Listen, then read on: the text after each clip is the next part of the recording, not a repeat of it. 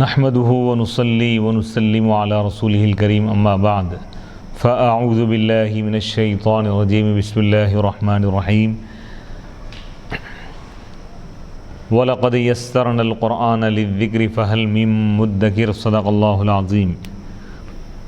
ناظرین کرام، باب العلم انواریہ ایجوکیشنل سوسائٹی و جامعہ انواریہ کے زیر اہتمام تفسیر نصفی تفسیر مدارک کا سلسلہ وار درس جاری ہے۔ الحمدللہ گزشتہ نشست میں سورہ زخرف کی 18ویں آیت تک الحمدللہ درس ہوا تھا۔ اب آج کی اس نشست کا آغاز سورہ زخرف آیت نمبر 19 سے ہو رہا ہے۔ اعوذ باللہ من الشیطان الرجیم بسم اللہ الرحمن الرحیم۔ وَجَعَلُوا الْمَلَائِكَةَ الَّذِينَ هُمْ عِبَادُ الرَّحْمَنِ إِنَاثًا أَشَهِدُوا خَلْقَهُمْ سَتُكْتَبُ شَهَادَتُهُمْ وَيُسْأَلُونَ وَقَالُوا لَوْ شَاءَ الرَّحْمَنُ مَا عَبَدْنَاهُمْ مَا لَهُمْ بِذَلِكَ مِنْ عِلْمٍ إِنْ هُمْ إِلَّا يَخْرُصُونَ۔ وَجَعَلُوا الْمَلَائِكَةَ الَّذِينَ هُمْ عِبَادُ الرَّحْمَنِ إِنَاثًا، اور انہوں نے یعنی ان کافروں اور مشرکوں نے ان فرشتوں کو جو رحمان کے بندے ہیں ان کو انہوں نے اناث مؤنث بنا دیا، بیٹیاں کہنے لگے لوگ، فرشتوں کو خدا کی بیٹی کہنے لگے۔ اشہیدوا خلقہم، کیا یہ لوگ ان کی تخلیق، ان کی پیدائش کے وقت یہ لوگ حاضر تھے؟ یعنی ان کو یہ مؤنث ہے یا مذکر ہے کیسے معلوم؟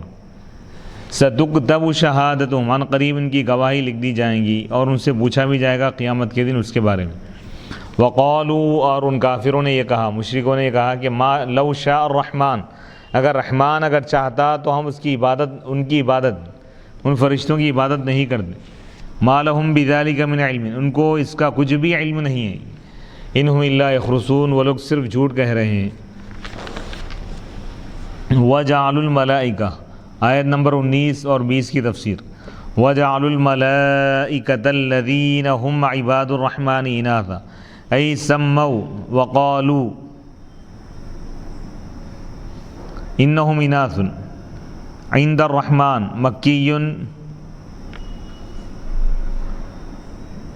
مَكِّيٌّ وَمَدَنِيٌّ وَشَامِيٌّ أَيْ عِنْدِيَّةٌ منزلة ومكانة لا منزل ولا مكان۔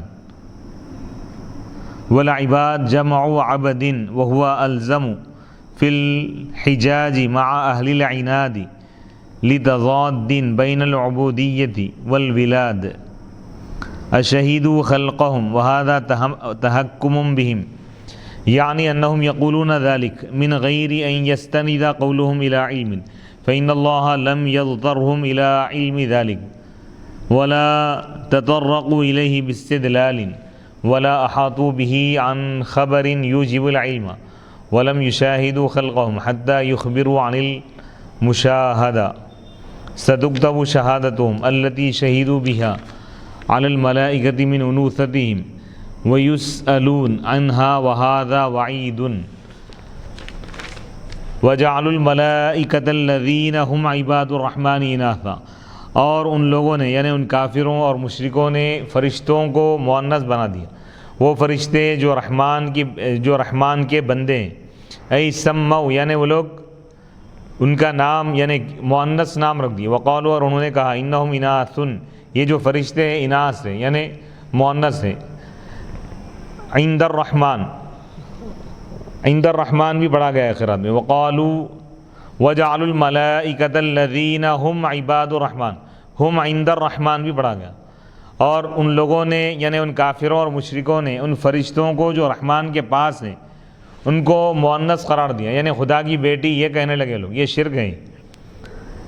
تو یہاں یہ جو قرات ہے عند الرحمن، مکی، مدنی اور شامی، یہ تین قراء کرام نے عند الرحمن پڑھا۔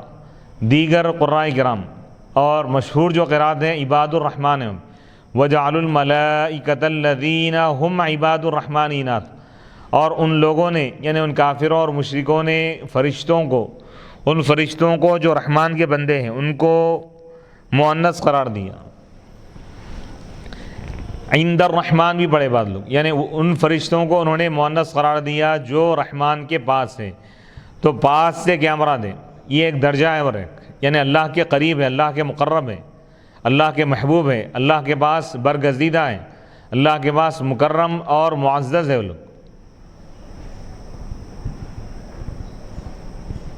والعباد، عباد یہ عبدن کی جمع ہے، عبدن کی جمع عباد یعنی بندہ، یعنی وہ فرشتے جو خدا کے بندے ہیں، یعنی خدا کی بندگی کرنے والے، خدا کی عبادت کرنے والے، خدا کے آگے اپنا سر جھکانے والے ہیں۔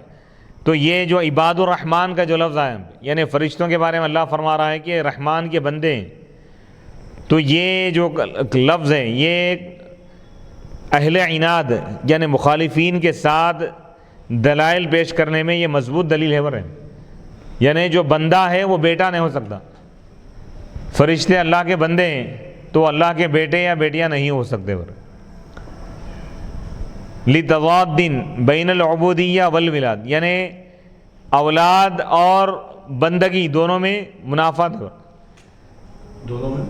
دونوں میں یعنی ضد ہے، اپوزٹ ہے یہ دو الفاظ، یعنی جو بندہ ہے وہ بیٹا نہیں ہو سکتا، جو خدا کا بندہ ہے وہ خدا کا بیٹا نہیں ہو سکتا۔ تو اس سے معلوم یہ ہوا کہ پوری کائنات اللہ کے بندے ہی، تمام مخلوقات، خدا کا کوئی بیٹا نہیں ہے۔ جیسے اللہ تعالیٰ سورہ اخلاص میں فرمایا قل هو اللہ احد اللہ الصمد لم یلد ولم یولد ولم یکن لہ کفوا احد۔ اے رسول اللہ فرما دیجئے هو اللہ احد، وہ اللہ ایک ہے، اس کی شان احدیت ہے، یعنی اپنے ذات اور صفات میں یکتا ہے، وہ واحد اور منفرد ہے۔ اللہ الصمد، اللہ تعالیٰ بے نیاز ہے، اللہ کسی کا محتاج نہیں ہے۔ لم یلد ولم یولد، یعنی اس کی کوئی اولاد نہیں ہے، ولم یولد، اور اس کے ماں باپ بھی نہیں ہے، یعنی اللہ تعالیٰ تمام ایسی چیزوں سے پاک ہے۔ ولم یکن لہ کفوا احد، اور کوئی اس کے برابر نہیں ہے، اس جیسا بھی کوئی نہیں ہے، اس کے برابر بھی نہیں ہے۔ تو اس میں خدا کی ذات اور صفات کے بارے میں بتا دیے کہ اللہ کی شان کیا ہے اور اللہ کے اوصاف، اللہ کی صفات کیا ہیں۔ تو سورہ اخلاص میں توحید کا علم عطا کیا گیا، یعنی اللہ کی توحید کیا ہے، اللہ تعالیٰ اپنی خدائی میں یکتا ہے اور وہ مخلوق کے صفات سے پاک ہے، یعنی اولاد ہونا یہ مخلوق کی خاصیت ہے، اللہ تعالیٰ اس سے پاک ہے۔ اور یہ کفار اور مشرکین مکے کے جو کفار تھے، فرشتوں کے متعلق ان کا عقیدہ تھا کہ فرشتوں کو وہ لوگ خدا کی بیٹی سمجھتے تھے، تو اللہ تعالیٰ اس کا رد فرما رہا ہے کہ فرشتے تو اللہ کے بندے ہیں، وہ اللہ کی عبادت کر رہے ہیں، وہ اللہ کی بیٹیاں یا بیٹے نہیں ہو سکتے، اللہ اس سے پاک ہے۔ اشہیدوا خلقہم، کیا یہ کفار، یہ مشرکین فرشتوں کی تخلیق کے وقت حاضر تھے؟ یعنی ان کو کیسے معلوم کیا یہ لوگ کیا ہے فرشتے؟ وَهَذَا تَحَكُّمٌ بِهِمْ، اور یہ ان کافروں کو ذلیل کرنا ہے، یعنی انہم یقولون ذلک، یعنی یہ لوگ یہ بات کہہ رہے ہیں بغیر کسی سند کے، کوئی ان کے پاس پروف نہیں ہے، کوئی علم نہیں ہے، کوئی دلیل نہیں ہے۔ فَإِنَّ اللَّهَ لَمْ يَضْطَرْهُمْ، کیونکہ اللہ تعالیٰ ان کو مجبور نہیں کیا اس چیز کے علم کی طرف، وَلَا تَطَرَّقُوا إِلَيْهِ، اور وہ اس علم تک نہیں پہنچے استدلال کے ذریعے، یعنی کوئی دلیل بھی ان کے پاس موجود نہیں ہے، اس علم کا احاطہ نہیں کیا وہ لوگ، اس کو نہیں جانے کسی ایسی حدیث کے ذریعے جو، یا کسی ایسی خبر کے ذریعے جو یقین کو واجب کرے، یعنی کوئی مضبوط ان کے پاس دلیل نہیں ہے، یہ لوگ اپنی طرف سے کہہ رہے ہیں، یہ لوگ جھوٹ کہہ رہے ہیں۔ وَلَمْ يُشَاهِدُوا خَلْقَهُمْ، اور یہ لوگ، یہ کفار اور یہ مشرکین فرشتوں کی تخلیق کا مشاہدہ نہیں کیا، فرشتوں کو دیکھے بھی نہیں لوگ، حتیٰ یخبروا، یہاں تک کہ وہ خبر دیں مشاہدے کے بارے میں۔ علم جو حاصل ہوتا ہے یا تو استدلال سے حاصل ہوتا ہے، یا مشاہدے سے حاصل ہوتا ہے، یا سماعت سے حاصل ہوتا ہے، نہ ان کے پاس سماعت ہے، نہ مشاہدہ ہے، نہ ان کے پاس دلیل ہے۔ سَتُكْتَبُ شَهَادَتُهُمْ، ان قریب ان کی گواہی لکھ دی جائیں گی، الَّتِي شَهِدُوا بِهَا، جس کی گواہی انہوں نے دی ہے علی الملائکہ، فرشتوں کے خلاف، فرشتوں کے بارے میں، من انوثتہم، کہ فرشتے مؤنث ہیں، تو اس کے بارے میں اللہ تعالیٰ ان سے پوچھے گا قیامت کے دن۔ وَيُسْأَلُونَ، اور ان کافروں سے پوچھا جائے گا اس کے بارے میں۔ وَهَذَا وَعِيدٌ، اور یہ وعید ہے، دھمکی ہے یہ کافروں کے لیے۔ وَقَالُوا لَوْ شَاءَ الرَّحْمَنُ مَا عَبَدْنَاهُمْ، أي الملائكة تعلقت المعتزلة بظاهر هذه الآية في أن الله تعالى لم يشأ الكفر من الكافر وإنما شاء الإيمان، فإن الكفار ادعوا أن الله شاء منهم الكفر وما شاء منهم ترك عبادة الأصنام، حيث قالوا لو شاء الرحمن ما عبدناهم، أي لو شاء منا أن نترك عبادة الأصنام لمنعنا عن عبادتها ولكن شاء منا عبادة الأصنام. والله تعالى رد عليهم قولهم واعتقادهم بقوله ما لهم بذلك المقول من علم إنهم إلا يخرصون، أي يكذبون. ومعنى الآية عندنا أنهم أرادوا بالمشيئة الرضا وقالوا لو لم يرضى بذلك لعجل عقوبتنا أو لمنعنا عن عبادتها منع قهر واضطرار، وإذ لم يفعل ذلك فقد رضي بذلك، فرد الله تعالى عليهم بقوله ما لهم بذلك من علم الآية، أو قالوا هذا القول استهزاء لا جدا واعتقادا، فأكذبهم الله تعالى فيه وجهلهم حيث لم يقولوا عن اعتقاد كما قال مخبرا عنهم أنطعم من لو يشاء الله أطعمه، وهذا حق في الأصل، ولكن لما قالوا ذلك استهزاء كذبهم الله بقوله إن أنتم إلا في ضلال مبين.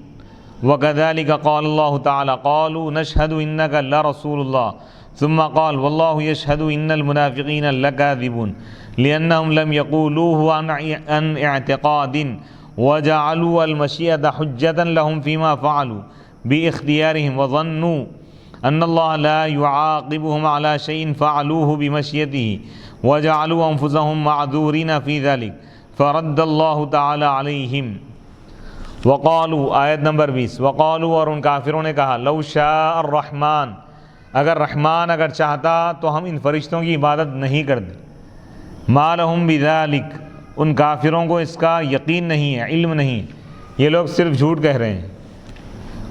وقالوا، ان کافروں نے کہا کہ اگر رحمان چاہتا تو ہم ان فرشتوں کی عبادت نہیں کرتے. یعنی یہ لوگ کیا کہہ رہے ہیں کہ ہم جو فرشتوں کی عبادت کر رہے ہیں یہ بھی خدا کی چاہت کی وجہ سے، خدا کی مشیت کی وجہ سے.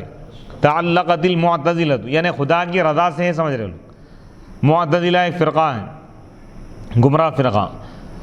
معتزلہ نے استدلال کیا، دلیل حاصل کی بظاہری حاضل ہے، اس آیت کے ظاہر سے، کہ اللہ تعالیٰ کفر نہیں چاہا کافر سے. یعنی کافر جو کفر کر رہا ہے اس میں خدا کی مشیت ہے یا نہیں. یہ عقیدے کا سوال ہے اصل، کہ کائنات میں جو بھی ہو رہا ہے وہ خدا کے ارادے سے ہو رہا ہے. یہ ہمارا ایمان ہے. کافر جو کفر کر رہا ہے، مشرک جو شرک کر رہا ہے، منافق جو نفاق اختیار کر رہا ہے، مومن جو ایمان لا رہا ہے، نیکی کرنے والا جو نیکی کر رہا ہے، گناہ کرنے والا جو گناہ کر رہا ہے، ہر چیز اللہ کے ارادے سے، اللہ کے حکم سے، اللہ کی مشیت سے. لیکن اللہ سبحانہ و تعالیٰ یہ نظام بنا دیا کہ اللہ تعالیٰ نیکیوں کو پسند فرماتا ہے، ایمان کو پسند فرماتا ہے، ایمان سے راضی ہوتا ہے، ایمان سے خوش ہوتا ہے، نیک اعمال سے خوش ہوتا ہے. کفر اور شرک اور نفاق اور گناہوں سے اللہ تعالیٰ ناراض ہوتا ہے. اللہ کی مشیت تو ہر چیز میں ہے لیکن مرضی ہر چیز میں نہیں ہے. اللہ کی رضا ہر گناہ میں، یعنی گناہوں میں اللہ کی رضا نہیں ہے. کوئی آدمی گناہ کر کے اگر یہ سمجھے کہ اللہ اس سے راضی ہے تو یہ اس کی نادانی ہے. اللہ اس سے راضی نہیں ہے. اللہ کی مشیت ہے لیکن اللہ کی مرضی نہیں ہے، اللہ اس سے خوش نہیں ہے. تو انسان کو اللہ تعالیٰ جو کچھ بدلہ دے گا، جزا یا سزا، اس کے عمل پر دے گا. اللہ کے ارادے کی بنیاد پر یا اللہ کی مشیت کی بنیاد پر اللہ تعالیٰ سزا یا جزا نہیں دے رہا، بلکہ انسان اپنے اعضاء سے جو عمل کر رہا ہے اس کی بنیاد پر جزا اور سزا کا وہ ایمان. اللہ مجبور تو نہیں کیا انسان. اللہ تعالیٰ نے فرما دیا کہ ایمان لانے سے جنت اللہ تعالیٰ عطا فرمائے گا، اور جو ایمان نہیں لائے گا، کفر کرے گا، اس کے لیے جہنم ہے. لیکن اللہ تعالیٰ کسی کو مجبور نہیں کیا کسی بھی کام کرنے میں، انسان کو اختیار دے دیا.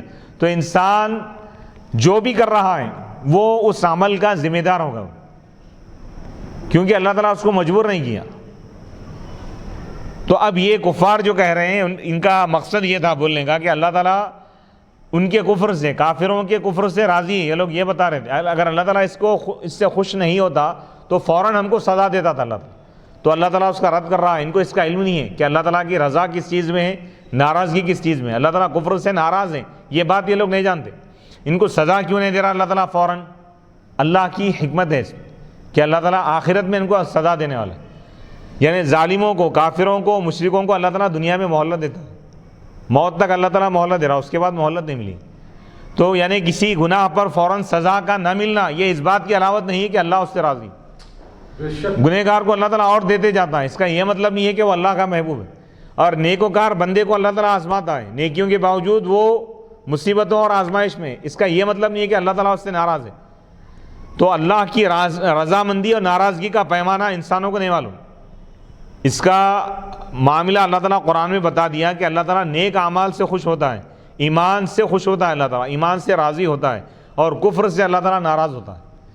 تو معتزلہ جو فرقہ ہیں وہ لوگ کیا بولتے ہیں؟ کافر جو کفر کر رہا ہے اللہ کے ارادے سے نہیں ہے بولتے لوگ. اللہ تعالیٰ کفر کو نہیں، یعنی اللہ تعالیٰ کفر کا ارادہ نہیں کیا، یعنی کوئی انسان کافر بنے اللہ یہ نہیں چاہا. تو یہ تو شرک ہے یہ بولنا. کیوں؟ کوئی بھی چیز اللہ کے ارادے کے بغیر نہیں ہوتی. دنیا میں جو کچھ ہو رہا ہے اور جو کچھ ہوگا سب اللہ کے ارادے سے ہو رہا ہے. یہ ہمارا ایمان ہے. تعلقت المعتزلہ، معتزلہ نے استدلال کیا اس آیت کے ظاہر سے. دلیل لا رہے ہیں لوگ، کیا ہے کہ ان اللہ تعالیٰ، کہ اللہ تعالیٰ کافر سے کفر نہیں چاہا. بولتے کافر کفر کر رہا نا اللہ تعالیٰ کے ارادے سے نہیں، وہ اپنی خودی سے کر لے رہا. تو یہ بھی شرک لازم آ رہا ہے، اللہ اکبر. کیونکہ پوری کائنات اللہ کے ارادے سے چل رہی ہے. کوئی بھی چیز اللہ کے ارادے کے بغیر نہیں ہو سکتی.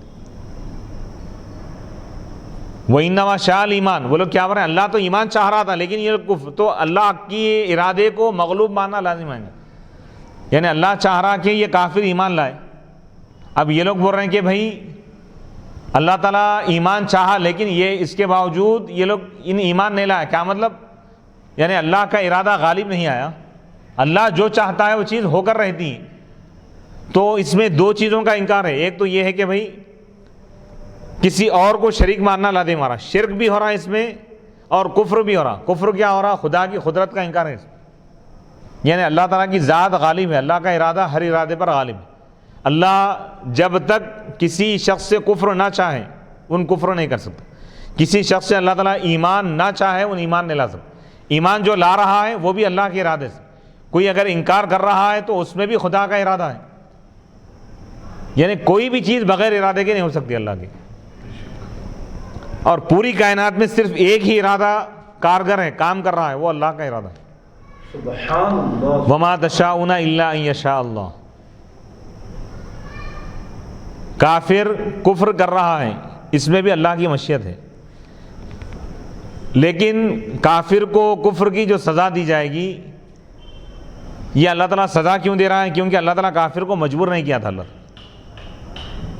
ان اپنے یعنی دونوں چیزیں سامنے ہونے کے باوجود، ایمان اور کفر دونوں چیزیں سامنے ہوتے ہوئے بھی کفر کو اختیار کیا. تو یہ کفر کیا اس وجہ سے اس کے عمل کی بنیاد پہ اللہ تعالیٰ سزا دے رہا ہے. جزا اور سزا کا جو نظام ہے انسان کے اعمال کی بنیاد پر ہے. یعنی انسان جو کرے گا اللہ کی مشیت میں کیا تھا اس کی بنیاد پر نہیں. یعنی انسان سے جو عمل ظاہر ہوگا اس کی بنیاد پر جزا اور سزا کا نظام ہے. تو کافر کا کفر بھی مشیت الہی سے ہے، ایمان والے کا ایمان بھی مشیت الہی سے. اور ہمارا ایمان یہ ہے کہ ایک پتا بھی اپنی جگہ سے حرکت نہیں کرتا، نہیں ہلتا اللہ کے حکم کے بغیر. تمام چیزیں اللہ کے ارادے سے، اللہ کی مشیت سے. ہاں یہ ہے کہ اللہ تعالیٰ بری چیزوں کو اللہ تعالیٰ پسند نہیں فرماتا، اس سے خوش نہیں ہوتا، برے اعمال سے. اور نیک اعمال سے اللہ تعالیٰ خوش ہوتا ہے. یہ عقیدے کو بتایا گیا. فَإِنَّ الْكُفَّارَ ادعوا، کیونکہ کفار یہ دعویٰ کیا کہ اللہ تعالیٰ ان سے کفر کو چاہا، کفر کا ارادہ کیا اللہ تعالیٰ کافروں کے بارے میں یہ چاہا کہ یہ لوگ کفر کریں، لہذا وہ لوگ کفر کر رہے ہیں. وَمَا شَاءَ مِنْهُمْ، اور اللہ تعالیٰ ان کافروں سے یہ نہیں چاہا کہ وہ بتوں کی پرستش کو چھوڑ دیں. حَيْثُ قَالُوا، اب کیوں ہے اللہ تعالیٰ کی مشیت، یہ اللہ کی حکمت اللہ ہی بہتر جانتا ہے. لا یسأل عما یفعل وهم یسألون، اللہ تعالیٰ جو کچھ کرتا ہے اس کے بارے میں کوئی پوچھ نہیں سکتا، اور بندوں سے پوچھا جائے گا۔ تو یہ اسرار الہی ہے، پوری تقدیر اللہ کا ایک راز ہے، تو اس کی گہرائی میں جانے سے روکا گیا بس۔ حیث قالوا، کہ کافروں نے یہ کہا کہ لو شاء الرحمن ما عبدناہم، اگر رحمان چاہتا تو ہم ان فرشتوں کی عبادت نہیں کرتے۔ اے لو شاء منا، یعنی اگر رحمان ہم سے یہ چاہتا کہ ہم بتوں کی عبادت کو چھوڑ دیں تو ضرور وہ ہم کو روکتا بتوں کی عبادت سے۔ ولیکن شاء منا، لیکن وہ ہم سے یہ چاہا کہ ہم بتوں کی عبادت کریں۔ واللہ تعالی رد علیہم، تو اللہ تعالیٰ ان کا رد کیا ہے اس بارے میں، قولہم، ان کے قول کا اور ان کے عقیدے کا، بقولی، اپنے اس قول سے، ما لہم بذالک، یعنی ان کافروں کو جو یہ لوگ یہ بات کہہ رہے ہیں اس بات کا ان کو کوئی علم نہیں ہے۔ انہم الا یخرصون، یہ لوگ جھوٹ کہہ رہے ہیں، یعنی یکذبون، یہ لوگ جھوٹے ہیں۔ اور معنی الآیہ، آیت کے معنی کیا ہے ہمارے پاس؟ معتزلہ تو یہ بول رہے ہیں، لیکن ہمارے پاس اس کے معنی یہ ہے، اہل سنت کے پاس، کہ یہاں پر مشیت سے مراد یہ لوگ کیا لیے تھے کفار، کہ اگر رحمان چاہتا تو اللہ تعالیٰ ہم کو روک دیتا تھا، اپنی طاقت کے ذریعے اللہ تعالیٰ ہم کو بتوں کی پوجا سے، فرشتوں کی عبادت سے روکتا تھا، لیکن وہ خود یہ چاہ رہا ہے کہ ہم ان کی عبادت کریں۔ تو اس کے معنی کیا لیے لوگ کافر، کیا سمجھے؟ مشیت سے مراد ان کے پاس رضا ہے، یعنی اللہ راضی ہے اس کام سے، بت پرستی سے راضی ہے سمجھ رہے لوگ، اللہ تعالیٰ بت پرستی سے راضی نہیں ہے۔ وقالوا، اور انہوں نے کہا، کافروں نے یہ کہا کہ اگر اللہ تعالیٰ اس سے راضی نہ ہوتا بت پرستی سے تو وہ ہم کو جلدی سزا دیتا، یا ہم کو روکتا بتوں کی عبادت سے زبردستی، اپنی طاقت کے ذریعے اللہ تعالیٰ روکتا تھا۔ وَإِذَا لَمْ يَفْعَلْ، جب اللہ تعالیٰ ایسا نہیں کیا تو گویا کہ اللہ تعالیٰ اس سے راضی ہے، وہ لوگ یہ سمجھ رہے تھے، تو اللہ تعالیٰ ان کا رد کیا اپنے اس قول سے، مَا لَهُمْ بِذَلِكَ مِنْ عِلْمٍ، ان کافروں کا اس کا علم نہیں ہے کافروں کو، یعنی اللہ تعالیٰ کس چیز سے راضی ہے، کس چیز سے ناراض ہیں، یہ اللہ کے رسول جانتے ہیں، اور قرآن نے اس کو بیان کیا کہ اللہ تعالیٰ کفر سے ناراض ہے، شرک سے اللہ تعالیٰ ناراض ہے، اور نفاق سے اللہ ناراض ہے، تمام گناہوں سے، برے اعمال سے اللہ تعالیٰ ناراض ہے۔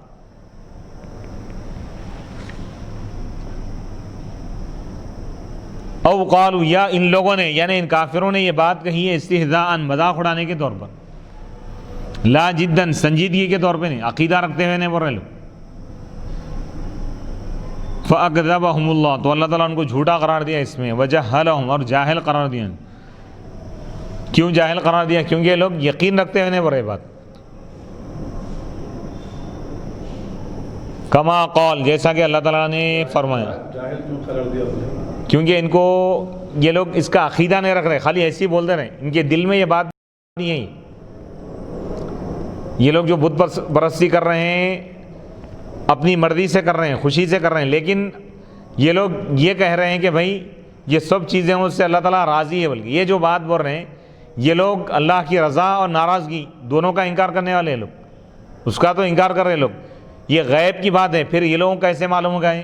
تو اللہ تعالیٰ ان کو جھوٹا قرار دے رہا ہے کہ یہ لوگ اس میں سنجیدہ نہیں ہے، لوگ اس کا عقیدہ نہیں رکھتے۔ کما قال مخبرا عنہ، جیسا کہ اللہ تعالیٰ ان کے بارے میں خبر دیتے ہوئے فرمایا سورہ یاسین میں کہ جب یہ کافروں سے کہا جاتا ہے کہ بھئی خرچ کرو اللہ کی راہ میں، وَإِذَا قِيلَ لَهُمْ أَنفِقُوا مِمَّا رَزَقَكُمُ اللَّهُ، اور جب لوگوں سے کہا جاتا ہے کہ خرچ کرو اس میں سے جو اللہ تعالیٰ دیا ہے، تو قال الذین کفروا للذین آمنوا، تو کافر ایمان والوں سے کہتے ہیں انطعم من لو یشاء اللہ اطعمہ، کیا ہم ان کو کھلائیں جن کو اگر اللہ تعالیٰ چاہے تو کھلا سکتا ہے۔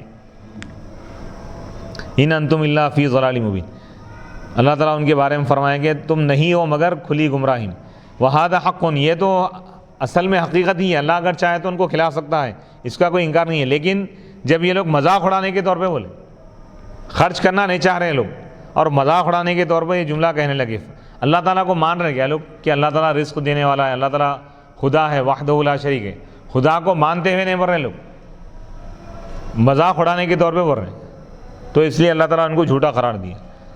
ان انتم الا فی ضلال مبین وکذالک، اسی طرح اللہ تعالیٰ نے ارشاد فرمایا قالوا نشہد اذا جاءک المنافقون، اے رسول جب آپ کے پاس منافقین آتے ہیں تو کہتے ہیں، ہم گواہی دیتے ہیں کہ بے شک آپ اللہ کے رسول ہیں، واللہ یعلم انک لرسول، اور اللہ جانتا ہے کہ یقیناً آپ اللہ کے رسول ہیں، واللہ یشہد، اور اللہ تعالیٰ گواہی دیتا ہے کہ منافقین جھوٹے ہیں۔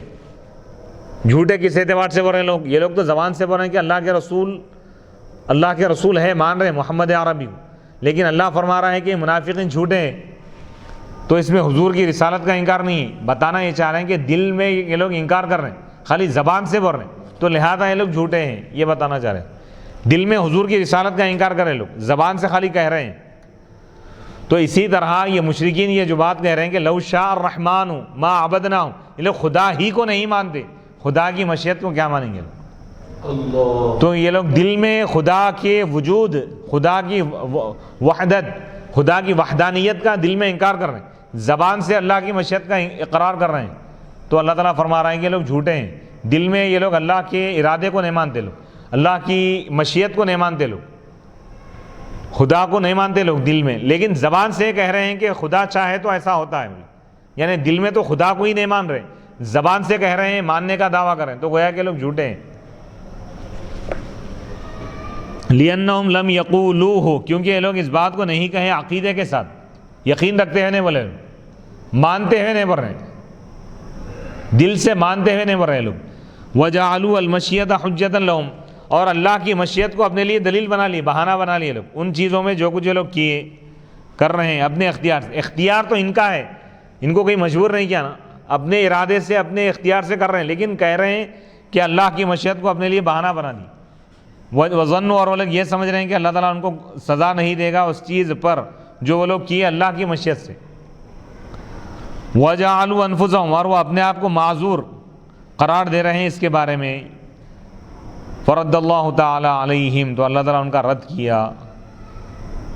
یعنی انسان جو بھی کرے گا وہ اپنے اختیار سے کرے گا، مجبور ہو کر نہیں کرے گا، تو انسان جو کیا ہے اللہ تعالیٰ اس کی سزا ان کو دیں گا۔ اگرچہ کہ انسان جو کچھ کر رہا ہے اس میں اللہ کی مشیت تو ہے ہی، لیکن انسان کے کرنے پر دے رہا اللہ تعالیٰ، انسان کے وجود، انسان کے اعضاء سے جو اعمال ظاہر ہوں گے اس کے کرنے کے بعد اللہ تعالیٰ اس کو سزا دیں گے۔ ام آتیناہم کتابا من قبلہ فہم بہ مستمسکون، آیت نمبر 21۔ ام آتیناہم، کیا ہم نے ان کو یعنی ان کافروں کو ہم نے کوئی کتاب دی ہے من قبلہ، اس سے پہلے کہ وہ اس کو تھامے ہوئے، یعنی یہ لوگ جو بات کہہ رہے ہیں کہ فرشتے اللہ کی بیٹیاں ہیں، تو اس کے بارے میں ان کے پاس کوئی پروف ہے کیا؟ بل قالوا، بلکہ ان کافروں نے یہ کہا، آیت نمبر 22، انا وجدنا آباءنا، بے شک ہم اپنے آبا و اجداد کو پائے، علی امتن، ایک طریقے پر، وَإِنَّا عَلَىٰ آثَارِهِمْ مُهْتَدُونَ، اور ہم انہی کے نقش قدم پر چل رہے ہیں، یعنی آبا و اجداد کی اندھی تقلید کر رہے ہیں لوگ۔ وَكَذَلِكَ مَا أَرْسَلْنَا مِن قَبْلِكَ فِي قَرْيَةٍ مِّن نَذِيرٍ إِلَّا قَالَ مُتْرَفُوهَا إِنَّا وَجَدْنَا آبَاءَنَا عَلَىٰ أُمَّةٍ وَإِنَّا عَلَىٰ آثَارِهِمْ مُقْتَدُونَ، اور اسی طرح ہم نے آپ سے پہلے کسی بستی میں کسی ڈرانے والے رسول کو نہیں بھیجا مگر وہاں کے خوشحال لوگ، مالدار طبقے نے یہ کہا کہ بے شک ہم نے ہمارے آبا و اجداد کو ایک طریقے پر پایا اور ہم انہی کے نقش قدم پر ہیں۔ قال اولو جئتکم بأہدی مما وجدتم علیہ آباءکم قالوا انا بما ارسلتم بہ کافرون، نہیں بھیجا مگر یعنی جس بستی میں ہم نے رسولوں کو بھیجا وہاں کے مالدار عیش و عشرت والے لوگوں نے، خوشحال لوگوں نے یہ کہا کہ ہم اپنے آبا و اجداد کو جس راستے پہ پائے ہم اسی راستے پر چلیں گے، تمہارے مذہب کو ہم قبول نہیں کریں گے، انبیاء کی دعوت کو قبول نہیں کی۔ قال اولو جئتکم، قال انہوں نے کہا، اولو جئتکم، کیا تم اپنے آبا و اجداد کی اندھی تقلید کرو گے اس وقت بھی اگرچہ کہ میں تمہارے پاس تمہارے آبا و اجداد کے دین سے زیادہ بہتر دین لایا ہوں؟ قالوا، تو ان لوگوں نے کہا کہ انا بما ارسلتم بہ کافرون، بے شک جس کے ساتھ تم کو بھیجا گیا ہے ہم اس کا انکار کرنے والے ہیں۔ فانتقمنا منہم، اللہ تعالیٰ فرما رہا ہے کہ ان کافروں سے ہم بدلہ لیے، انتقام لے لی، ان پر ہم عذاب کو نازل کیے۔ فانظر کیف کان عاقبۃ المکذبین، بس آپ دیکھیے کہ جھٹلانے والوں کا کیا انجام ہوا۔ ام آتیناہم، آیت نمبر 21 سے آیت نمبر 25، 5 آیتوں کی تفسیریں۔ ام آتیناہم کتابا من قبلہ، من قبل القرآن، کیا ہم نے قرآن سے پہلے ان کو کوئی کتاب دی ہے؟ او من قبل قولہم ھذا، یا ان کی اس بات سے پہلے، گفتگو سے پہلے ہم نے ان کو کوئی کتاب دی ہے، اس کتاب کی روشنی میں یا دلائل کی روشنی میں لوگ یہ بات کہہ رہے ہیں۔ فہم بھی مستمسکون آخذون بھی کہ وہ اس کتاب کو تھامے ہوئے اس پر عمل کر رہے ہیں۔ وقیلا اور کہا گیا کہ فیہ تقدیم و تاخیر، اس میں تقدیم اور تاخیر ہے، یعنی عبارت اس طرح ہے، قرآن کے جملے اس طرح ہے، شہیدوا خلقہم، کیا یہ لوگ، یہ کفار، یہ مشرکین جو فرشتوں کو خدا کی بیٹیاں کہہ رہے ہیں، کیا یہ لوگ فرشتوں کی پیدائش کے وقت حاضر تھے، یا ان کے پاس کوئی ایسی کتاب ہے جو ان کو خدا کی طرف سے ملی ہے جس میں یہ لکھا ہوا ہے کہ فرشتے اللہ کی بیٹیاں ہیں، مؤنث سے؟ بل قالوا، بلکہ یہ لوگ یہ بات اپنی طرف سے کہہ رہے ہیں، بل قالوا، بل لا حجت لہم، ان کے پاس کوئی دلیل نہیں ہے، کوئی پروف نہیں ہے، کوئی ثبوت نہیں ہے، یتمسکون بہا، جس کو لوگ تھامنے والے ہو، لا من حیث العیان، نہ عیان کی حیثیت سے ہے، نہ بیان کی حیثیت سے ہے، نہ عقل کے اعتبار سے، یعنی نہ یہ لوگ مشاہدہ کی، نہ یہ لوگ معاینہ کی،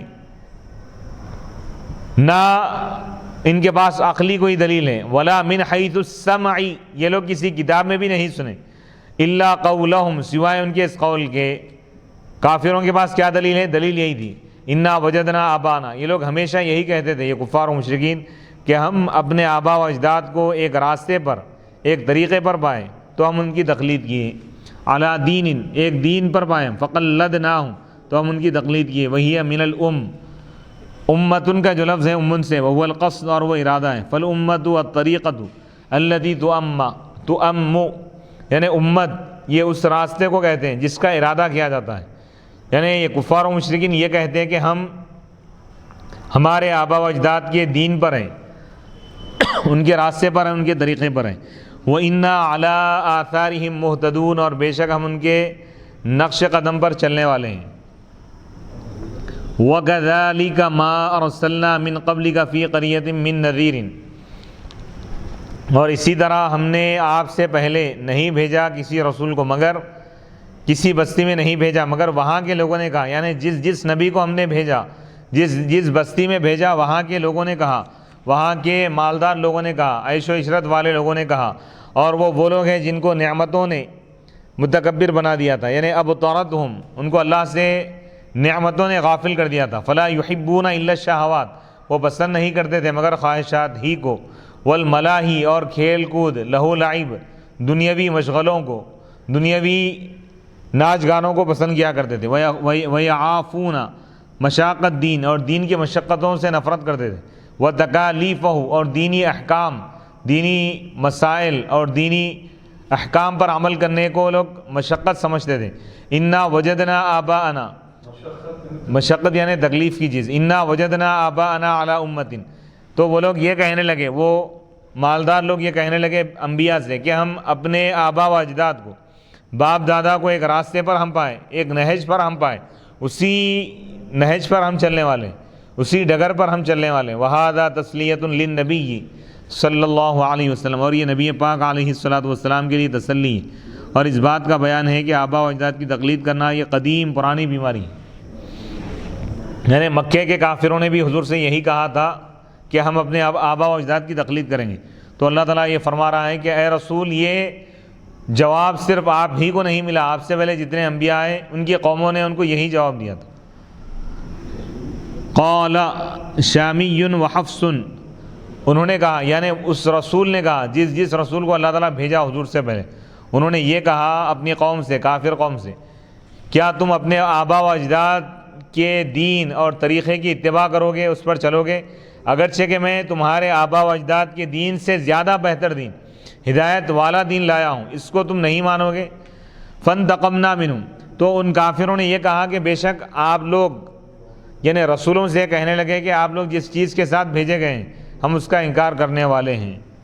قال شامی و حفص، شامی اور حفص نے قال کہا، ای النذیر، یعنی اس ڈرانے والے رسول نے کہا، قل غیرہما، اور دوسرے قرآن نے کہا، قل، اے رسول آپ فرما دیجیے، یعنی قیل للنذیر، اس رسول سے کہا گیا، اللہ تعالیٰ رسول سے فرمایا کہ آپ یہ کہہ دیجئے اپنی قوم کے کافروں سے، اولو جئتکم باہدی مما وجدتم علیہ آباءکم، ای اتتبعون آباءکم ولو جئتکم بدین اہدی من دین آبائکم، قالوا انا بما ارسلتم به کافرون، ای انا ثابتون علی دین آبائنا وان جئتنا بما هو اہدی فانتقمنا منہم فعاقبناہم بما استحقوه على إصرارهم فانظر كيف كان عاقبة المكذبين۔ تو اس رسول سے کہا گیا، اللہ تعالیٰ نے اس رسول سے فرمایا کہ آپ اپنی قوم سے فرما دیجیے، کیا تم اپنے آبا و اجداد کی اتباع کرو گے، پیروی کرو گے، ان کو فالو کرو گے، ان کے نقش قدم پر چلو گے، ان کے طریقے پر چلو گے؟ وَلَوْ جِئْتُكُمْ، اگرچہ کہ میں تمہارے پاس لایا ہوں ایک ایسا دین، ایک ایسا مذہب، اہدا جو زیادہ ہدایت والا ہے، من دینی آبائکم، تمہارے آبا و اجداد کے دین سے، تمہارے آبا و اجداد کے طریقے سے جو طریقہ بہتر ہے، جو دین تمہارے آبا و اجداد کے دین سے بہتر ہے، جو طریقہ، جو ہدایت، جو دستور، جو قانون تمہارے آبا و اجداد کے طریقوں سے بہتر ہے، جو عقیدہ تمہارے آبا و اجداد کے عقیدے سے زیادہ بہتر ہے، اس کے رہتے ہوئے بھی کیا تم آبا و اجداد کی اندھی تقلید کرو گے؟ تو اس میں اندھی تقلید اس سے روکا گیا، یعنی گمراہی میں، ضلالت میں اتباع کرنے سے روکا گیا ہے۔ اتباع اچھی چیز میں کرنا ہے، بری چیز میں نہیں۔ قالوا، تو ان کافروں نے کہا، انا، بے شک ہم، گانے کے حوالے سے کیا بات کہی ہے؟ یعنی اس سے پہلی والی جو آیت ہے وہ گزر چکی ہے، اس میں تفصیل بیان کر دی گئی کہ وہ لوگ دنیاوی خواہشات میں جو مبتلا ہوئے تھے، تو ان کا جواب یہ رہا کہ ہم آپ کی بات کو نہیں مانیں گے، ہم ایک طریقے پر ہیں، اپنے آبا و اجداد کو ایک طریقے پر ہم پائے، اسی طریقے کی ہم پیروی کریں گے، یعنی ہمارے آبا و اجداد جو کیے ہم بھی وہی کریں گے۔ فانتقمنا منہم انا بما ارسلتم بہ کافرون، تو ان کافروں نے کہا کہ آپ لوگ جس کے ساتھ بھیجے گئے ہم اس کا انکار کر رہے ہیں۔ انا ثابتون علی دین آبائنا، ہم اپنے آبا و اجداد کے دین پر ثابت ہیں۔ وَإِن جِئْتَنَا، اگرچہ کہ آپ ہمارے پاس لائے ہیں وہ چیز جو زیادہ بہتر ہے، زیادہ ہدایت والی ہے، پھر بھی ہم نہیں مانیں گے، وہ لوگ انکار کر دی۔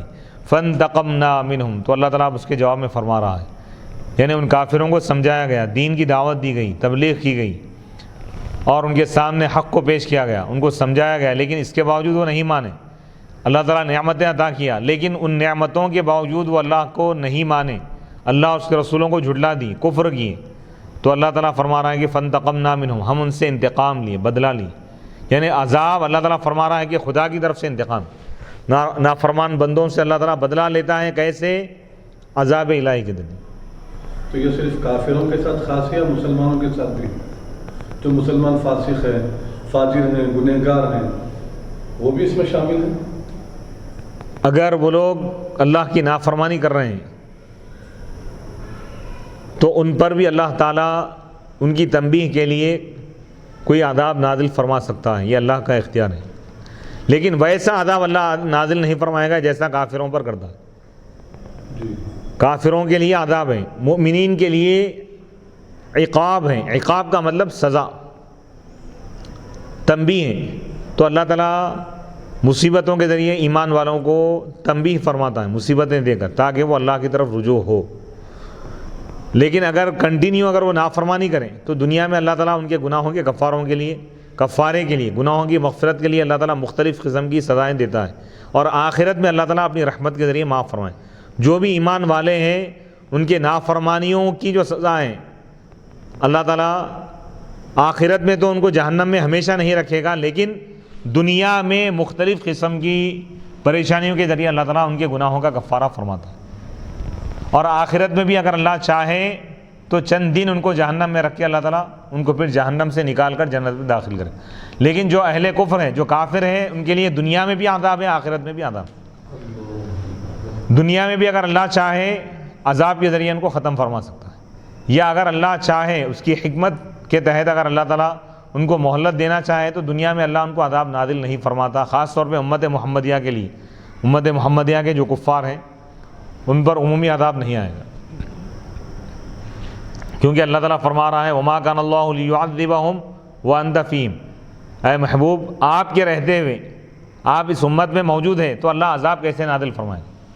حضور رحمت ہے اور عذاب اس کی ضد ہے، جہاں رحمت ہے وہاں پہ عذاب نہیں آ سکتا۔ سبحان اللہ، سبحان اللہ۔ تو اگر ہم سابقہ امتوں کی تاریخ دیکھیں تو معلوم ہوا کہ ہر امت کو ایک ٹائم دے دیا جاتا تھا، نبی بھیجے جانے کے بعد کچھ سال کا عرصہ دیا جاتا تھا، کہ اتنے سال میں تم ایمان لا لینا، لا لیے ٹھیک ہے، وہ مدت ختم ہوتے ہی فوراً عذاب نازل ہو کے ایک کافر بھی نہیں بچتا تھا، جیسے قوم نوح کے ساتھ ہوا۔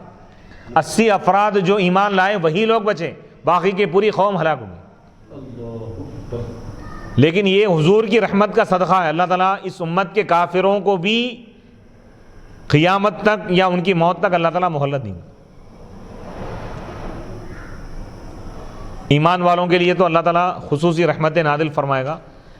ایمان والوں کو البتہ آزمائش میں رکھتا ہے اللہ تعالیٰ، ایمان والوں پر عذاب نہیں آئے گا بلکہ ان پر آزمائش ہے، قحط سالی کے ذریعے یا طوفانی بارش کے ذریعے، سیلاب کے ذریعے، بیماریوں کے ذریعے، مصیبتوں کے ذریعے یہ آتی ہے تاکہ اگر وہ گنہگار ہیں تو ان کے گناہوں کا یہ کفارہ ہوگا، اگر وہ نیکوکار ہیں تو ان کے درجات کی بلندی۔ ایمان والوں کے لیے مصیبتوں یا پریشانیوں کا آنا زحمت نہیں ہے، رحمت نہیں، کیونکہ دو فائدوں میں سے ایک فائدہ ان کو ضرور ہوگا، یا تو ان کے گناہ معاف ہوں گے یا ان کے درجات بلند ہوں گے۔ تو لہذا ایمان والوں کو اللہ تعالیٰ اپنے عذاب سے محفوظ فرماتا ہے، اللہ کی رحمت سے امید بھی ہے، لیکن بے خوف نہ ہو جائیں۔ اس کا یہ مطلب نہیں ہے کہ انسان یعنی اللہ کو بھول جائے اور کنٹینیو نافرمانی کرتا چلا جائے، یہ نہیں ہے۔ تو اللہ کا عذاب ان لوگوں پر آتا ہے جو اللہ کے عذاب سے بے خوف ہو جاتے ہیں۔ تو اللہ کے عذاب سے بالکل بے خوف ہو جانا یہ کافروں کا طریقہ ہے، اللہ کی رحمت سے مایوس ہونا یہ بھی کافروں کا طریقہ ہے۔ تو ایمان والا وہ ہے جو اللہ کے عذاب سے ڈرتا ہے اور اللہ کی رحمت سے امید بھی رکھتا ہے، نیک عمل بھی کرنا ہے، گناہوں سے بھی بچنا ہے اور محفوظ رکھنے کی کوشش کرنا ہے۔ سبحان اللہ، سبحان اللہ۔ تو جس شخص پر مصیبت آ جائے تو پہلے وہ اپنی زندگی کا جائزہ لے، اور بعض اولیاء یہ فرماتے ہیں کہ مصیبت آنے کے بعد ایمان والوں کے لیے، کسی شخص نے کسی ولی سے پوچھا کہ حضرت کوئی اگر مصیبت آ جائے مجھ پر تو میں اس کو کس طرح پہچانوں کہ یہ کوئی اگر مشکل یا کوئی مشقت اگر آ جائے، یہ آزمائش ہے یا مصیبت ہے، یہ کس طرح میں پہچانوں؟ تو حضرت نے فرمایا کہ مصیبت آنے کے بعد، پریشانی آنے کے بعد اگر تم اللہ کے اور قریب ہو گئے، نیکیوں میں اگر اضافہ ہو گیا تمہارے، تو تم یہ سمجھنا کہ وہ تمہارے لیے رحمت ہے، وہ مصیبت نہیں ہے۔ اگر وہ پریشانی آنے کے بعد تم اللہ سے دور ہوتے جا رہے ہیں تو سمجھنا کہ وہ تمہارے لیے عذاب ہے اور مصیبت ہے۔ اللہ یعنی چاہے ایمان والے پر مصیبت بھی اگر آ جائے، وہ اگر اللہ کے دین پر قائم ہے تو وہ کامیاب ہے۔ یعنی ہر حال میں، خوشحالی ہو یا بدحالی ہو، دونوں حالتوں میں یہ دیکھنا ہے کہ ہم اللہ اس کے رسول کی اطاعت کرنے والے ہیں یا نہیں، اللہ کی اطاعت پر قائم ہے، رسول کی اطاعت پر قائم ہے، شریعت پر عمل کر رہے ہیں، تو خوشخبری ہے ان لوگوں کے لیے۔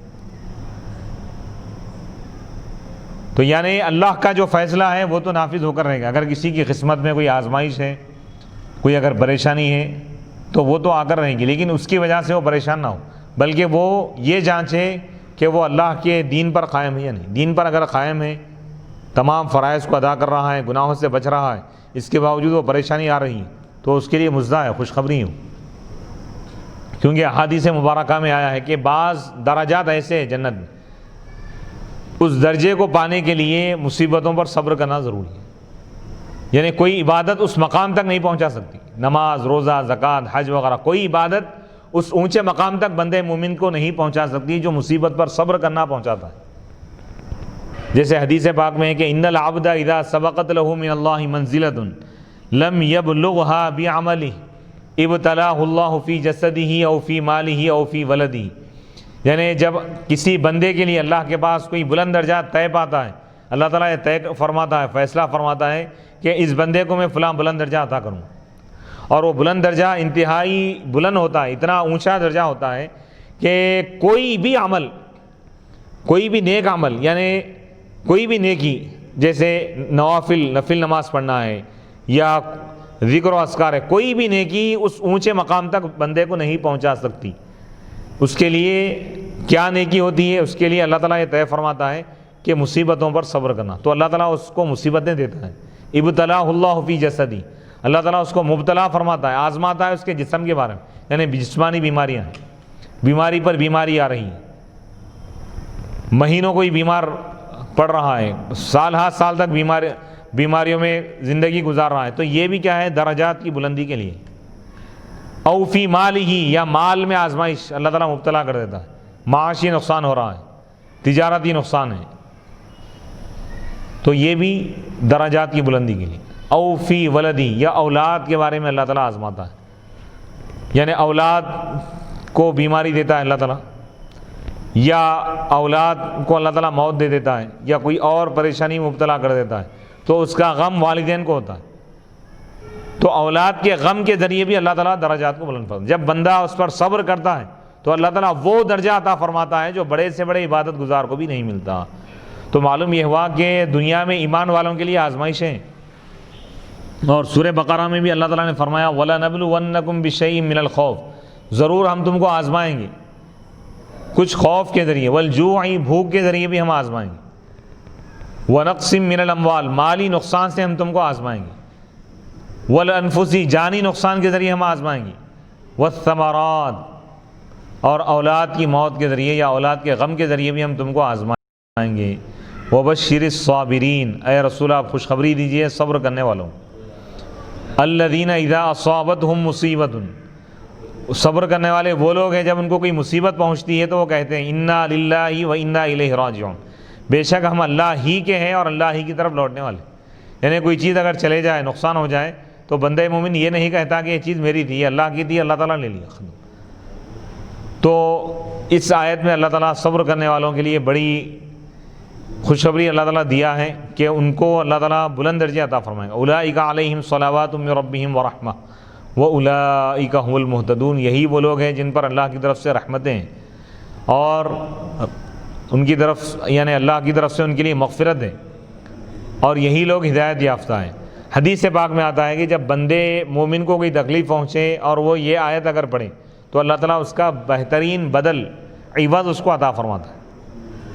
بعض لوگ یہ سمجھتے ہیں کہ کسی انتقال کے وقت ہی یہ پڑھنا ہے، ایسا نہیں ہے۔ کوئی جانی نقصان ہو گیا تو بھی پڑھ سکتے ہیں، مالی نقصان ہو گیا، کوئی حادثہ ہو گیا کسی ایمان والے کا اور یہ اطلاع اگر ملے تو اس پر بھی یہ پڑھ سکتے ہیں۔ ایک حدیث پاک ہے کہ ایک مرتبہ اللہ کے رسول علیہ السلام کا چراغ مبارک گل ہو گیا، بجھ گیا، تو آپ انا للہ و انا الیہ راجعون پڑھیں۔ تو حضرت عائشہ رضی اللہ تعالیٰ عنہ نے عرض کیا کہ یا رسول اللہ یہ تو ایک چھوٹا سا چراغ ہے، اس کے گل ہونے پر آپ یہ کیوں پڑھے؟ تو آپ نے فرمایا کہ ہر وہ چیز جو بندہ مومن کو تکلیف پہنچائے، غم زدہ کرے، وہ مصیبت ہے، اس وقت پڑھنا ہے۔ تو اس سے معلوم ہوا ہے کہ ایمان والوں کو اللہ تعالیٰ صبر پر بے حساب اجر و ثواب عطا فرماتا ہے، اور جو مصیبت کے وقت صبر کرے اور انا للہ و انا الیہ راجعون پڑھے تو اللہ تعالیٰ اس کا جو نقصان ہوا ہے اس کی تلافی فرماتا ہے، اس سے بہتر چیز اللہ تعالیٰ دے دیتا ہے۔ تو اس میں ایمان والوں کو یہ تعلیم دی گئی ہے، تلقین کی گئی ہے کہ مصیبتوں سے پریشان نہیں ہونا، پریشانیوں سے یا غموں سے وہ نہیں ہونا، یہ مومن کے لیے اللہ کی طرف سے ایک آزمائش ہوتی ہے جو ایمان والوں کے درجات کو بلند کرنے کے لیے ہوتی ہے یا ان کے گناہوں کے کفارے کے لیے۔ بعض بندے وہ ہوتے ہیں جن کے لیے اللہ تعالیٰ یہ چاہتا ہے، یہ طے فرماتا ہے کہ موت سے پہلے ان ایمان والے بندوں کی اللہ تعالیٰ مغفرت کا ارادہ فرماتا ہے، تو دنیا میں ان کے گناہوں کی بخشش کے لیے اللہ تعالیٰ ان کو مصیبتوں میں مبتلا کرتا ہے، بیماریوں میں۔ جب وہ صبر کرتے ہیں اور صبر کرتے ہوئے زندگی گزارتے ہیں تو ایک ایسا مرحلہ، ایسا وقت آتا ہے، حدیث پاک میں ہے کہ بندہ زمین پر جب چلتا ہے تو اس کے جسم پر کوئی گناہ نہیں ہوتا، یعنی اس کے تمام گناہ معاف کر دیے جاتے ہیں مصیبتوں پر صبر کرنے کی وجہ سے، اور اس حال میں اللہ تعالیٰ موت دیتا ہے۔ تو اللہ تعالیٰ جن کو قبر میں اور حشر میں عذاب سے بچانا چاہتا ہے تو ایسے بندوں کو کبھی دنیا میں ہی اللہ تعالیٰ مختلف قسم کی تکلیفوں میں مبتلا کرتا ہے، لیکن اللہ سے ہم یہ دعا کرنا چاہیے کہ اللہ ہم کو دونوں جہاں میں عافیت اور سلامتی عطا فرمائے۔ تو اللہ تعالیٰ دنیا میں بھی تکلیفوں اور مصیبتوں سے محفوظ رکھے گا، قبر میں بھی عذاب سے بچائے گا ہم کو انشاءاللہ، اور حشر میں بھی بچائے گا۔ اور یہ دعا نہیں کرنا چاہیے، بعض لوگ یہ سمجھتے ہیں کہ مولا وہ لوگ جو کچھ گناہ کیے ہیں، یعنی وہ جو دعا کرنے والے ان کی سزا دنیا میں ہی دے دے تو اس وقت آزمائش کے دروازے کھل جاتے، ویسا نہیں۔ دعا یہ کرنا چاہیے کہ مولا ہم سے جو بھی گناہ ہوا ہے اس کو معاف فرما، ہم پر رحم فرما، ہم کو مصیبتوں اور عذابوں سے محفوظ فرما، دنیا میں بھی آخرت میں بھی مولا ہر جگہ ہم کو عافیت اور سلامتی عطا فرما، کامیابی اور کامرانی۔ تو اللہ تعالیٰ اس بندے کے گناہوں کو معاف فرما کر اس کو کسی قسم کی اللہ تعالیٰ آزمائش میں مبتلا نہیں کرے گا، دنیا میں بھی زندگی پرسکون ہوگی، آخرت میں بھی وہ کامیاب رہے گا۔ تو عافیت کو طلب کرنا چاہیے۔ حدیث پاک میں یہ ہے کہ اللہ تعالیٰ سے عافیت کو طلب کرو، صلی اللہ العافیہ. اور حدیث پاک میں ہے کہ جس کو عافیت مل جائے تو اس کو دنیا اور آخرت کی نعمت اور دولت مل گئی. عافیت، سلامتی کی دعا کرنا چاہیے. تو اس آیت میں اللہ تعالیٰ کافروں کے متعلق فرما رہا ہے کہ فانتقمنا منہم، جو لوگ انکار کیے، اللہ اس کے رسولوں کو جھٹلا دیے تو ہم نے ان سے بدلہ لیا. فعاقبناہم، تو ہم نے ان کو سزا دی اس چیز کی وجہ سے جو مستحق ہو گئے. اعلیٰ اسرارہم، کفر پر اصرار کرنے کی وجہ سے، کفر پر جمے رہنے کی وجہ سے. فانظر، پس آپ دیکھیے، کیف کان عاقبۃ المکذبین، جھٹلانے والوں کا انجام کیا ہوا. تو یہ آیت میں اللہ تعالیٰ کفار مکہ کو اللہ تعالیٰ دھمکی دے رہا ہے کہ اے مکے کے کافروں، اگر تم بھی جھٹلا دو گے، تم بھی انکار کرو گے تو تمہارا بھی یہی حشر ہوگا، تمہارا بھی یہی انجام ہوگا. یعنی پہلے گزری ہوئی امتوں کے کفار جب جھٹلا دی، اللہ ان پر عذاب نازل فرمائے، تو یہ کفار جھٹلائیں گے تو اللہ تعالیٰ یا تو مختلف قسم کے انفرادی عذابوں میں ان کو مبتلا کر دے گا. انفرادی یعنی الگ الگ. وَإِذْ قَالَ إِبْرَاهِيمُ لِأَبِيهِ وَقَوْمِهِ إِنَّنِي بَرَاءٌ مِّمَّا تَعْبُدُونَ، آیت نمبر 26. اور یاد کیجئے اس وقت کو جب حضرت ابراہیم علیہ السلام نے اپنے والد یا اپنے چچا اور اپنی قوم سے فرمایا، بے شک میں بری ہوں اس چیز سے جس کی تم پوجا کرتے ہو. یعنی تمہاری بت پرستی اور شرک سے میں بری ہوں، میرا کوئی تعلق نہیں ہے، اس سے بیزار ہوں. الا الذی، سوائے اس کے، یعنی صرف میں اسی کی عبادت کروں گا، فطرنی، جس نے مجھ کو پیدا کیا، فإنہ سیہدین، ان قریب وہ مجھ کو سیدھا راستہ بتائے گا. وجعلھا کلمۃ باقیۃ فی عقبہ لعلہم یرجعون، اور اس نے، اللہ نے اس بات کو ایسا کلمہ بنا دیا جو ان کی اولاد میں باقی رہنے والا ہے، یعنی کلمہ توحید، لعلہم یرجعون، تاکہ وہ باز آ جائیں. بل متعت ہؤلاء وآباءہم حتی جاءہم الحق ورسول مبین، بلکہ میں نے، اللہ تعالیٰ فرما رہا ہے کہ ان کافروں کو اور ان کے آباء و اجداد کو میں نے فائدہ پہنچایا، دولت عطا کی. حتی جاءہم الحق، یہاں تک کہ جب حق ان کے پاس آیا اور حق بیان کرنے والے رسول آ گئے. ولما جاءہم الحق، اور جب ان کے پاس حق آ گیا تو یہ لوگ کیا کہنے لگے، ھذا سحر، یہ تو جادو ہے. وَإِنَّا بِهِ کافرون، اور بے شک ہم اس کا انکار کرنے والے. وَقَالُوا لَوْلَا نُزِّلَ هَذَا الْقُرْآنُ عَلَى رَجُلٍ مِّنَ الْقَرْيَتَيْنِ عَظِيمٍ، اور ان کافروں نے یہ کہا، مکے کے کافروں نے، کہ یہ قرآن کیوں نازل نہیں کیا گیا دو بستیوں میں سے ایک عظیم، بڑے آدمی پر، یعنی مالدار آدمی پر. اَهُمْ يَقْسِمُونَ رَحْمَتَ رَبِّكَ، کیا یہ لوگ، یہ کفار آپ کے رب کی رحمت کو تقسیم کرنے والے، یعنی کس کو نبوت دینا ہے کس کو رسالت دینا ہے یہ فیصلہ ہم کریں گے. اللہ فرمانا، بندوں کو ہم اختیار نہیں دی. نحن قسمنا بینہم معیشتہم فی الحیات الدنیا، رحمت اور یہ یعنی نبوت، یہ اللہ کی بڑی رحمت ہے، یہ اختیار ہم بندوں کو نہیں دیے، یہ تو ہم خود فیصلہ کیے کہ کس کو نبی بنانا ہے کس کو نہیں بنانا ہے. نبوت کا اختیار ہم بندوں کو نہیں دی، نبی کس کو بنانا ہے یہ سلیکشن کا اختیار بندوں کو نہیں دی. نبوت تو بہت بڑی چیز ہے، رزق کا اختیار بھی ہم نے دیے ان کو، رزق دینے والے، رزق تقسیم کرنے کا فیصلہ بھی ہم ہی کیے کہ کس کو کتنا دینا ہے. نحن قسمنا بینہم معیشتہم، یقیناً ہم نے ان کے درمیان ان کی معیشت کو ہم نے تقسیم کر دیا، فی الحیات الدنیا، دنیاوی زندگی میں. ورفعنا بعضہم فوق بعض درجات، اور ہم نے ان میں سے بعض کو بعض پر بلندی عطا کی، کئی درجات، یعنی پوروں کو ایک جیسا ہم رزق عطا نہیں کی دنیا میں. کس کو کتنا دینا ہے یہ ہمارا اختیار ہے، یہ ہماری حکمت ہے، یہ ہماری مصلحت ہے، یہ ہماری مشیت ہے، یہ ہم بہتر جانتے ہیں کہ کس کو کتنا رزق دیا جائے. لیتخذ بعضهم بعضا سخریا، تاکہ ان میں سے بعض یعنی وہ ایک دوسرے کو تابع کر لے.